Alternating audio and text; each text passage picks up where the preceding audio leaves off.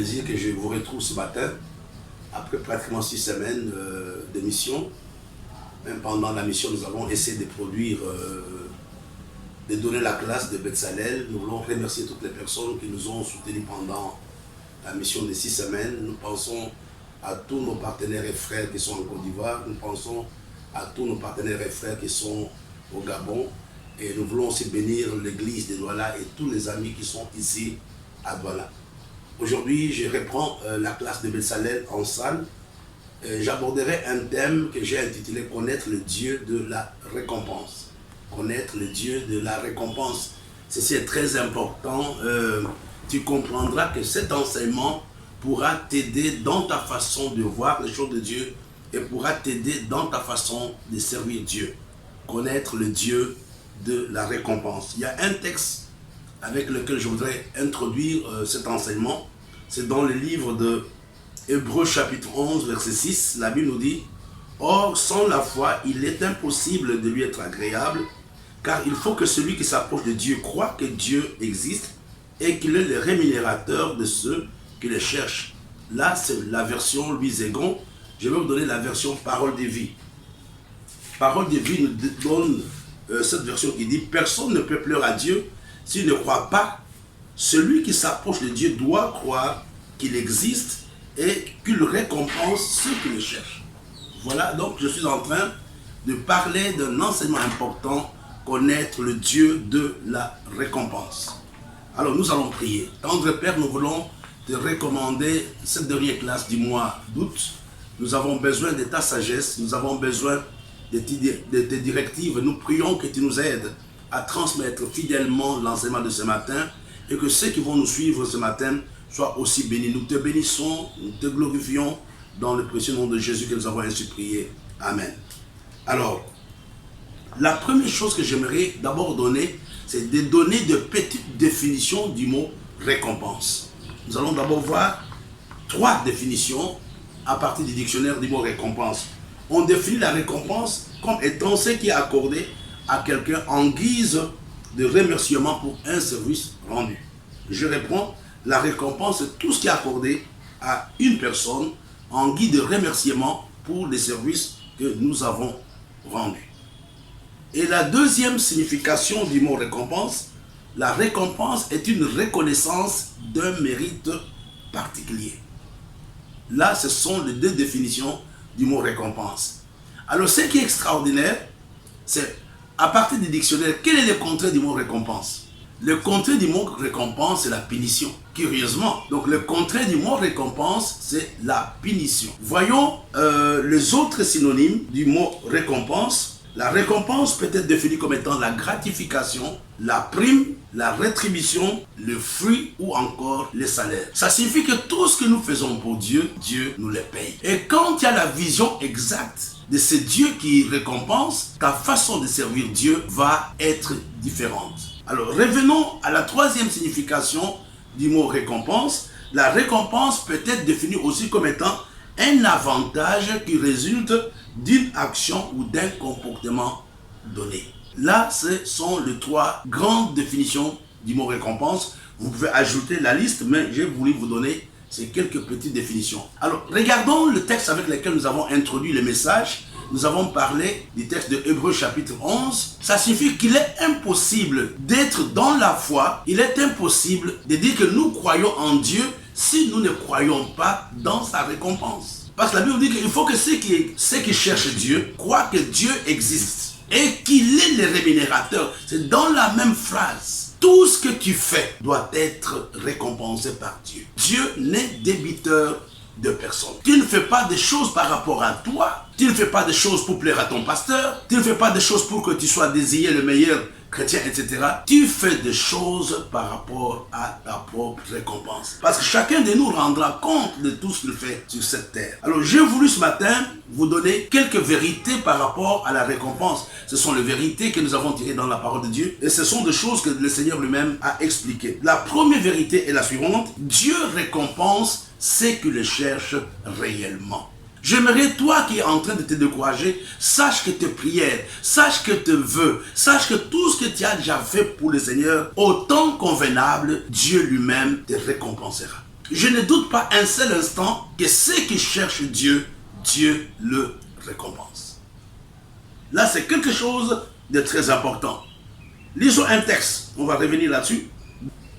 Romains chapitre 14, verset 10 au verset 12. La Bible nous dit, mais toi, pourquoi juges-tu ton frère? Ou toi, pourquoi méprises-tu ton frère? Puisque nous comparaîtrons tous devant le tribunal de Dieu. Car il est écrit, je suis le Dieu, je suis vivant, dit le Seigneur. Tout genou fléchira devant moi, et toute langue donnera gloire à Dieu. Ainsi, chacun de nous rendra compte à Dieu pour lui-même. Vous comprenez? Chacun de nous rendra compte à Dieu pour lui-même. Je voudrais dire à quelqu'un ce matin, tu n'as pas à te décourager parce que les gens ne t'applaudissent pas. Tu n'as pas à te décourager parce que ton pasteur ne reconnaît pas le travail que tu fais. Tu n'as pas à te décourager parce qu'il y a des géants dans ta ville. Ce que tu fais, c'est pour toi-même. Chacun de nous rendra compte de son œuvre. Et cela est très important. Et si tu commences à saisir la vérité de cet enseignement, tu comprendras que ta façon de travailler va changer. La deuxième chose, la deuxième vérité, récompenser fait partie de la personnalité et des actions de Dieu. On ne peut pas dissocier la récompense de la nature même de Dieu. Notre Dieu est un Dieu qui nous récompense. C'est sa nature. Il y a quelque part dans la Bible, nous dit, si quelqu'un donne un verre d'eau à un prophète, il reçoit la récompense du prophète. Dieu sait très bien, Dieu est là pour pouvoir récompenser ce que tu fais. Dans la Bible, nous avons les exemples de gens qui ont été récompensés. Par exemple, de Mephibosheth. Mephibosheth, l'enfant de Jonathan, c'était la conséquence de la récompense. Parce que David s'était rappelé le bienfait, le service que Jonathan avait fait, et la conséquence de ses rappels, de ses souvenirs, a été la récompense de Mephibosheth qui a été pratiquement restaurée. Et tu comprends, mon frère et ma soeur, que ce que tu fais, peut-être pas toi directement qui va jouir de cela, mais ta progéniture peut être récompensée par Dieu à cause de ce que toi, tu fais. Je vais te donner un autre exemple. Le cas d'Abraham. Abraham a été récompensé. Quand les anges passaient, Abraham les a appelés, il leur a dit, venez manger. Il leur a donné les chevaux, il a donné le lait, il a donné la crème, etc. Mais à la fin de l'entretien, les anges vont les récompenser en disant, à cette même période, Sarah sera enceinte. J'aimerais aujourd'hui prier avec quelqu'un que tu puisses avoir les yeux fixés sur le Seigneur. Ne dis pas, les gens ne m'applaudissent pas. Ne dis pas, je suis petit. Ne dis pas, je suis pauvre. Non, Dieu te bénit avec ce qu'il t'a donné. Utilise le moyen que tu as. Utilise le moyen que Dieu a mis à ta disposition. Dans la salle d'examen, quand le jury arrive, tu es en train de faire le bac ou n'importe quel examen, vous avez tous le même papier. On ne dira pas que ça c'est un papier d'un riche, ça c'est un papier d'un pauvre. Tous vous avez le même papier en attendant la proclamation des résultats. Donc si tu commences à te dire non, moi je vis dans une petite maison, je ne vais pas bien réfléchir, je ne vais pas répondre aux questions qui ont été posées, tu ne peux pas avoir ton bac. Il faut te concentrer sur ce que Dieu t'a demandé de faire. Ta récompense viendra de la manière dont tu feras la mission, la tâche que Dieu lui-même t'a confiée. La deuxième vérité dont je parlais, la nature même de Dieu est une nature qui récompense l'homme. Et dans le chapitre de Ésaïe, chapitre 65 du livre d'Ésaïe, là nous voyons clairement l'engagement de Dieu. Dieu qui s'engage à récompenser ses serviteurs. On peut les trouver ensemble d'ailleurs. Le chapitre lui-même, le titre s'appelle récompense. Ésaïe 65, le titre de ce chapitre, c'est le rétribution de l'Éternel ou les récompenses de l'Éternel. Je vais prendre des petits exemples. C'est pourquoi ainsi parle le Seigneur l'Éternel. Voici mes serviteurs mangeront, mais vous aurez faim. Voici mes serviteurs boiront, vous aurez soif. Voici mes serviteurs se réjouiront et vous serez confondus. Regardez ici, dans ce chapitre, c'est un engagement solennel de Dieu pour pouvoir bénir, pour pouvoir récompenser ses serviteurs. La différence entre les hommes réside dans la qualité ou dans la taille de la récompense que nous recevons de la part de Dieu. Même dans le naturel, les gens n'ont pas le même salaire. Le ministre de la Défense n'a pas le même salaire que le ministre de la Jeunesse et Sport. Pourquoi? À cause des risques qu'il prend, à cause de tout ce qu'il fait, etc., etc.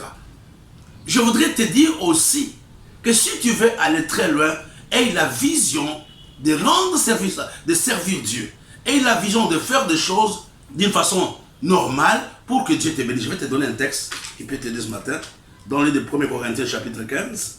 1 Corinthiens chapitre 15, il y a un bon texte au verset 58. Ainsi, mes frères bien-aimés, soyez fermes et inébranlables, travaillant de mieux en mieux à l'œuvre du Seigneur, sachant que votre travail ne sera pas vain dans le Seigneur.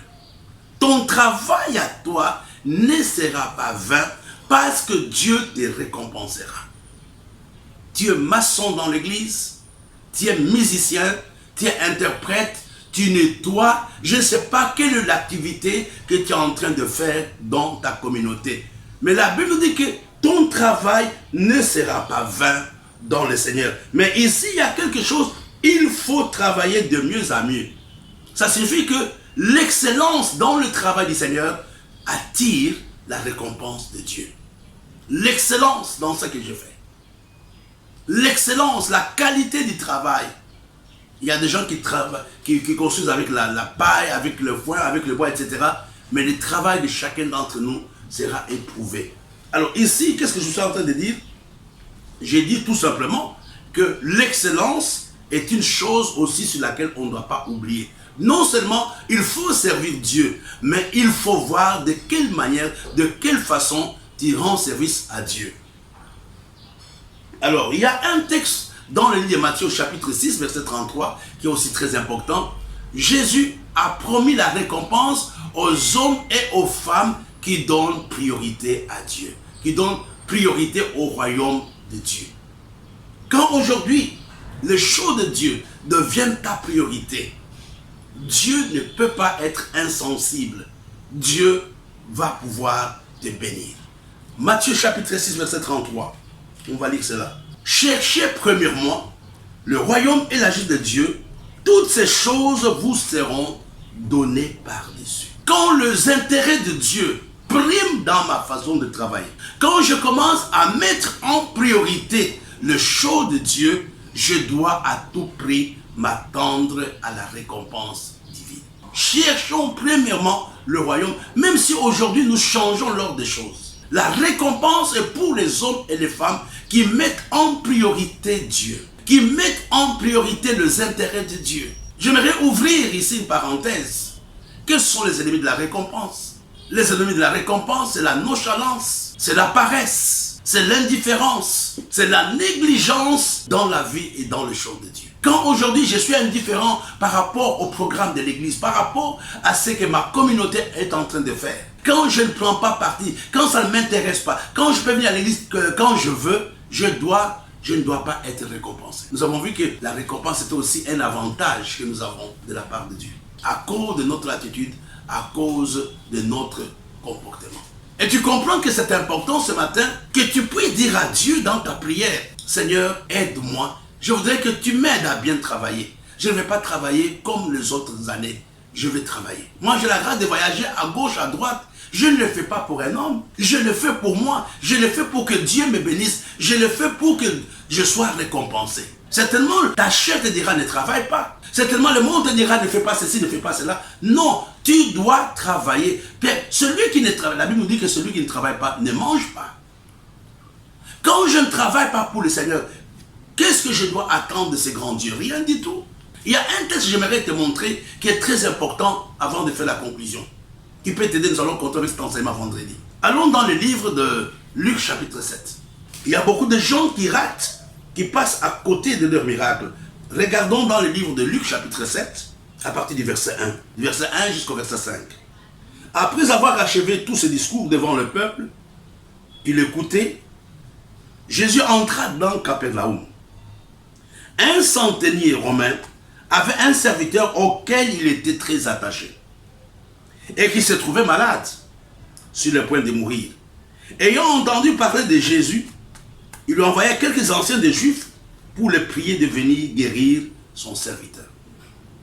Ils arrivèrent auprès de Jésus et lui adressèrent d'instances supplications en disant, il mérite que tu lui accordes cela, car il aime notre nation et c'est lui qui a bâti notre synagogue. Je voudrais d'abord commencer le salut est quelque chose de gratuit, mais la récompense, il faut la mériter. Nous connaissons bien cette histoire de ces messieurs qui avaient un serviteur, peut-être c'était de son ami, c'était un serviteur qui lui rendait beaucoup de services, mais il a entendu que Jésus guérissait les gens. Les Juifs sont partis voir le Seigneur. C'est moi qui l'ai dit. Parce qu'il dit on avait supplié le Seigneur, ça signifie que le Seigneur ne voulait pas venir. Il ne voulait pas venir avec les Juifs. Mais à la fin, qu'est-ce qui s'était passé? Les Juifs vont dire au Seigneur, cet homme mérite que tu lui accordes cela. Que tu lui accordes la guérison de son serviteur. Parce qu'il aime notre nation et il a construit la synagogue. Ce matin, pose-toi la question, quelle est la chose qui peut vraiment pousser Dieu pour te bénir ce matin? Quelle est la chose qui peut pousser les autres à intercéder pour toi? Ici, nous voyons, ce sont les gens qui ont vu la réalisation de ces centeniers qui vont dire, il mérite que tu lui accordes cela. On a un autre exemple, l'exemple de Tabitha de Dorcas. Elle était déjà morte. Mais ce sont les gens, quand ils ont regardé à toute la réalisation de cette femme, sont partis appeler l'apôtre Pierre pour venir prier pour elle. Il faut faire en sorte que les gens qui sont autour de toi intercèdent pour toi. Dis Seigneur, cet homme a besoin qu'il vive longtemps. Cet homme a besoin qu'il soit béni. Aujourd'hui, regarde, avec le peu que Dieu te donne, tu as des problèmes pour les utiliser pour l'avancement du royaume de Dieu.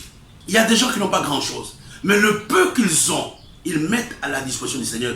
Et leur pasteur dit, non Seigneur, j'aimerais que ce frère ait un emploi beaucoup plus stable. Si tu veux bien, l'objectif du message de ce matin, c'est de t'amener à réaliser que le salut est gratuit, mais la récompense de Dieu se mérite. La récompense, c'est aussi l'illustration de l'approbation de Dieu dans ta vie. La récompense, c'est Dieu qui t'approuve, c'est Dieu qui est content, qui a réjoui le cœur de Dieu. Il faut ce matin que tu travailles à ta récompense. Tu ne fais pas des choses pour moi. Tu ne fais pas des choses parce que l'Église a demandé. Tu fais des choses parce que Dieu n'est débiteur de personne. Tu fais des choses parce que tu t'attends à la récompense. Je voulais introduire ce message ce matin, mais vendredi, nous allons continuer avec le même enseignement. Ma prière, que Dieu se souvienne de tout ce que vous avez déjà fait. Dieu n'oublie pas tout ce que nous faisons pour lui. On verra la suite de cet enseignement vendredi. Que Dieu vous bénisse. Ça a été un plaisir d'être avec vous. Que Dieu vous garde et soyez récompensés. Au nom de Jésus. Amen. Your love is patient.